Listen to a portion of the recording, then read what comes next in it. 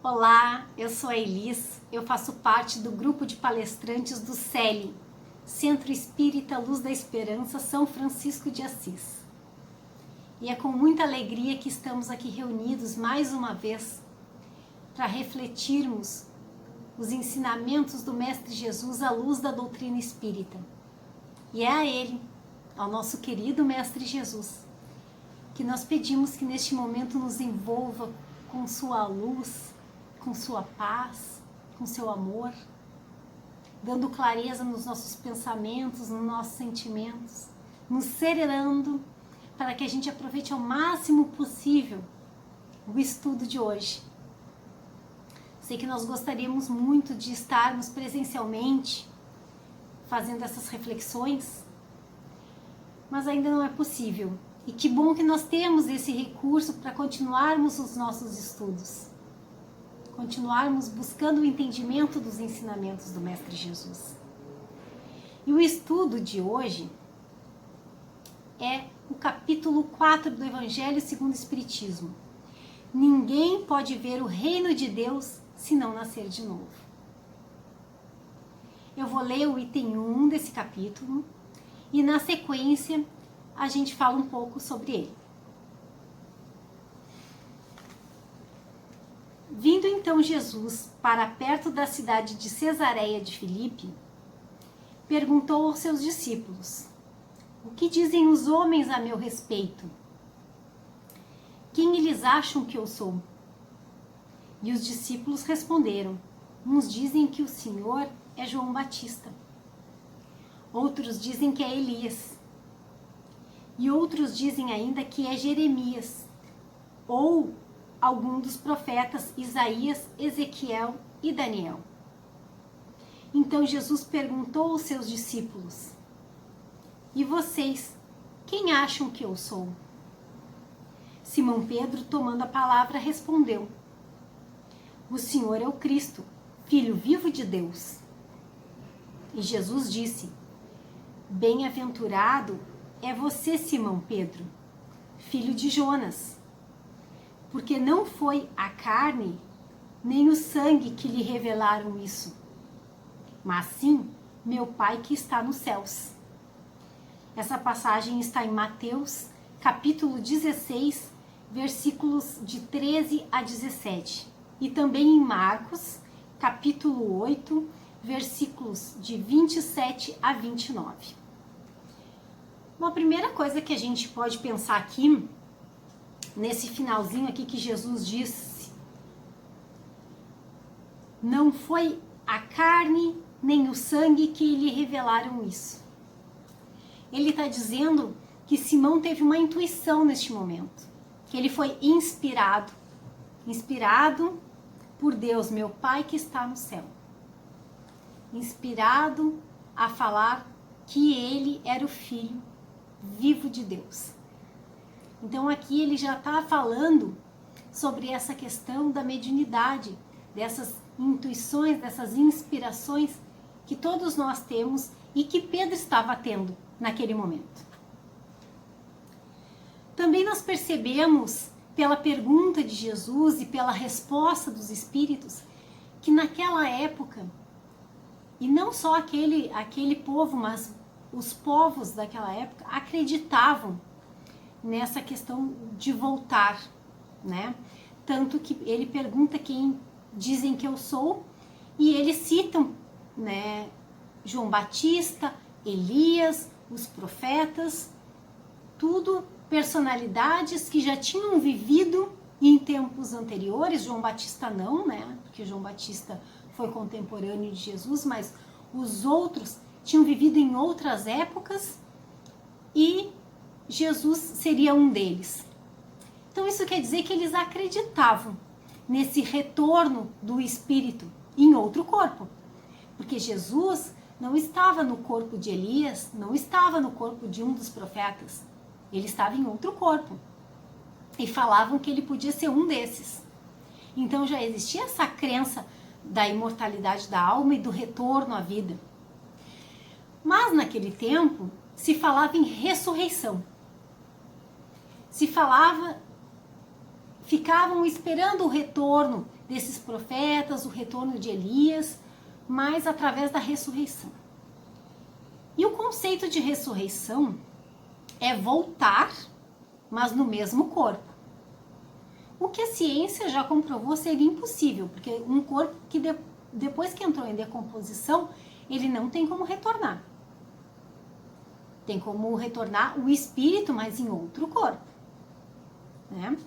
Então se falava em ressurreição, mas se entendia a ressurreição vindo em outro corpo. Que depois Kardec, em 1857, usou a palavra reencarnação no Livro dos Espíritos. Reencarnação é a volta do espírito em outro corpo. As muitas vidas que nós temos. E o processo que a doutrina espírita trouxe à luz é que existe um ciclo. E esse ciclo é nascer, morrer, ir para o plano espiritual e renascer de novo. E esse ciclo não cessa. E é nascer, morrer, ficar no plano espiritual e retornar. Isso é a reencarnação. A reencarnação nos diz que nós já tivemos muitas vidas anteriores e que ainda teremos muitas outras vidas e que aquilo que nós vamos construindo, que nós vamos plantando ao longo da nossa caminhada, ao longo das nossas existências, nós vamos colhendo, né? Então, essa é a diferença da ressurreição, que é voltar, mas no mesmo corpo, que é impossível, e a reencarnação, que é o retorno do espírito para uma nova existência. E se nós pararmos para pensar, a vida, essa existência que nós estamos hoje, essa experiência que estamos vivendo agora, ela já nos dá um pedacinho do todo, um pedacinho de como funciona esse processo de reencarnação. Porque numa mesma vida, quantas vezes nós temos que nascer e morrer? Numa mesma vida. Quantas vezes nós morremos numa vida e temos que renascer? Muitas vezes. Não é morte física, não é morte do corpo, mas é a morte emocional, é a morte dos sentimentos, é a frustração das nossas expectativas e nós nos sentimos como se nós tivéssemos, de fato, morrido, né? Morre dentro da gente expectativas, morre dentro da gente sentimentos, experiências que não podemos viver e aí nós temos que renascer.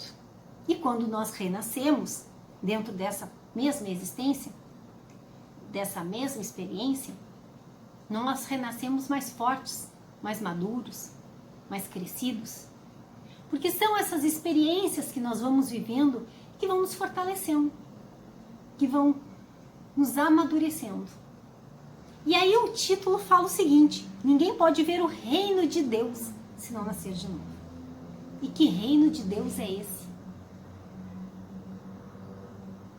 E aí é onde eu digo que essa experiência de agora, que nos dá essa lição de que nós temos que morrer e renascer numa mesma vida, é um pedacinho do todo. Porque para ver o reino de Deus, nós temos que nascer e morrer muitas vezes. É o que diz nesse título. Ninguém pode ver o reino de Deus se não nascer de novo. E que reino de Deus é esse? Esse reino de Deus tão falado por Jesus, várias vezes mencionado por ele.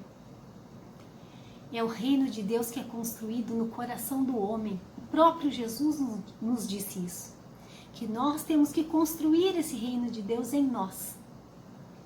Mas para nós construirmos esse reino de Deus com bases sólidas, uma construção boa, real, nós temos que nascer e morrer, e renascer e morrer, muitas e muitas vezes.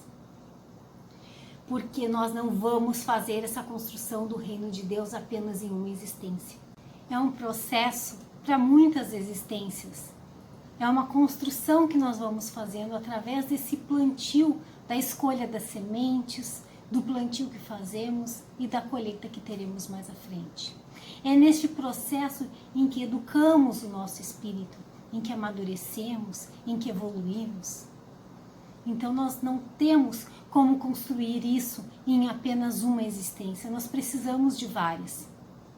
Nós precisamos voltar várias vezes, fazer os resgates necessários que nós precisamos para o nosso crescimento, para o nosso aprendizado, para aprendermos a amar, para aprendermos a conviver. Então, é um processo de ir e vir, muitas vezes, até que a gente consiga ir lapidando o nosso espírito, lapidando o nosso ser, para nos tornarmos melhores.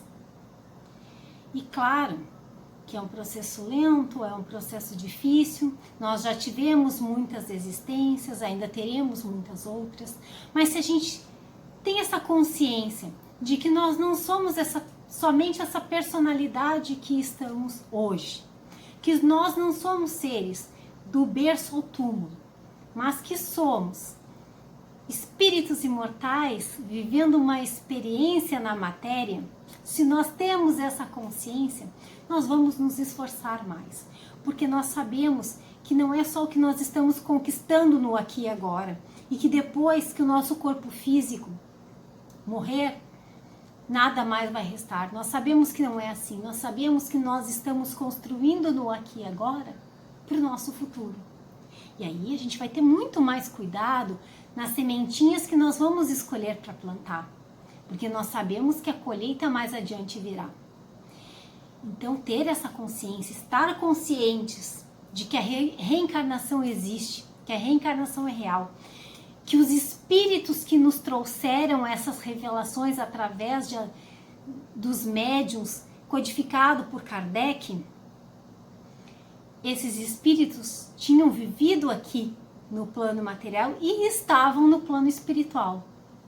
De que isso é real. Quando nós temos essa consciência, o quanto muda a nossa forma de viver, a nossa consciência do que temos que buscar para nos melhorar.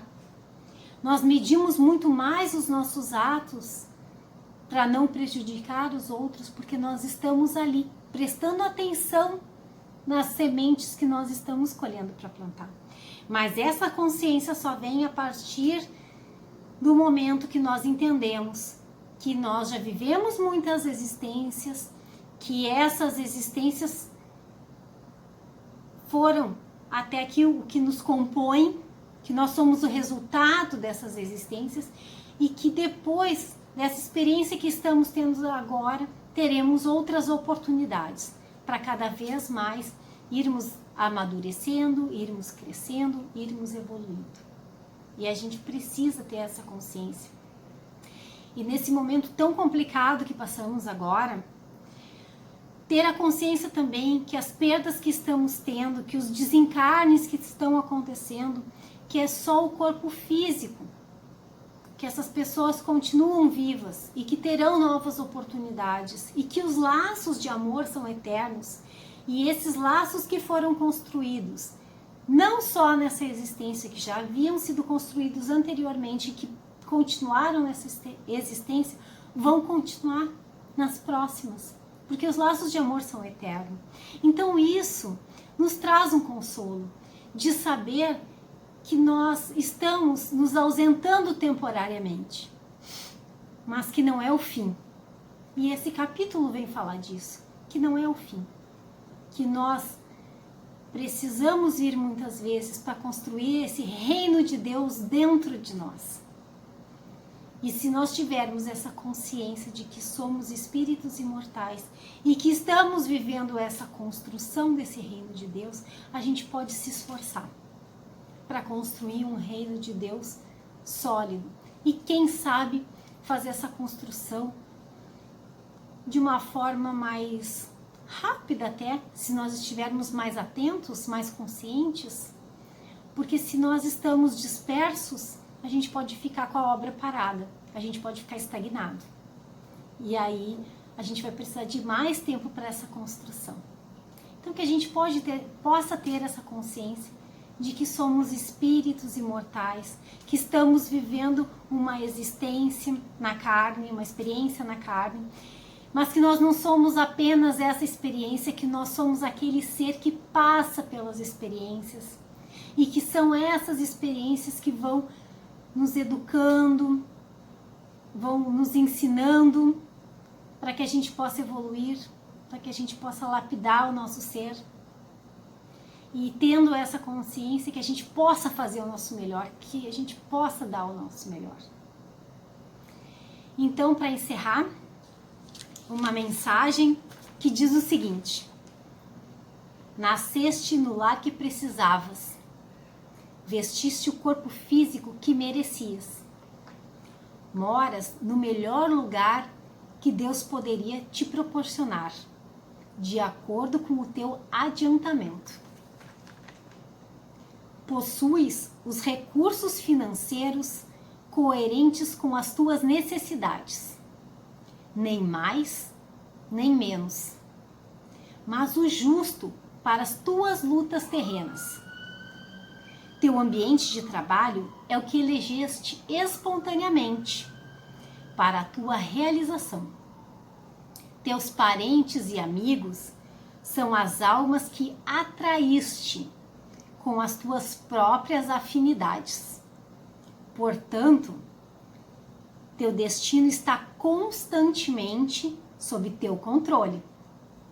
Tu escolhes, recolhes, eleges, atrais, buscas, expulsas, modificas tudo aquilo que te rodeia a existência.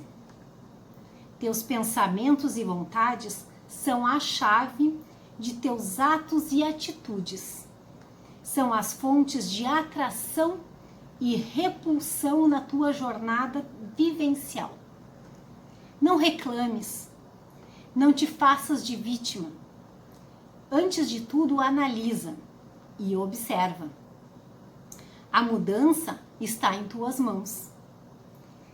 Reprograma tua meta, busca o bem e viverás melhor. Nós sabemos que nós não temos controle de nada, que quem está no comando de tudo é o Pai Maior, que Jesus está no leme, né? Nos encaminhando para o nosso melhor. Às vezes, esse melhor parece meio difícil, mas no final vai fazer sentido e os momentos difíceis vêm para que a gente amadureça. E se nós, como humanidade, não estávamos nos permitindo esse amadurecimento, porque estamos muito ligados à matéria, achando que somos apenas essa existência, esquecendo que somos espíritos imortais numa encarnação apenas, aí as dificuldades vêm para impulsionar este nosso amadurecimento. Que a gente saiba passar da melhor forma possível, da forma mais consciente, fortalecendo a nossa fé, fortalecendo a nossa confiança no Pai, fortalecendo a nossa confiança no Mestre Jesus, que está no comando, sabendo que o melhor está sendo feito por todos nós como humanidade. Não está sendo fácil para ninguém, estamos tendo muitas perdas, mas como esse capítulo nos disse, a gente precisa morrer e renascer para ir construindo o reino de Deus em nós. Então estamos todos nessa jornada, nesse ciclo da vida de ir e vir, tudo em função da nossa evolução como espíritos imortais que somos, que possamos ter essa consciência. Eu agradeço muito a atenção e a paciência de todos vocês, é muito bom estarmos aqui juntos e em breve estaremos novamente. Muito obrigado, fiquem com Deus, se cuidem e até a próxima. Gratidão.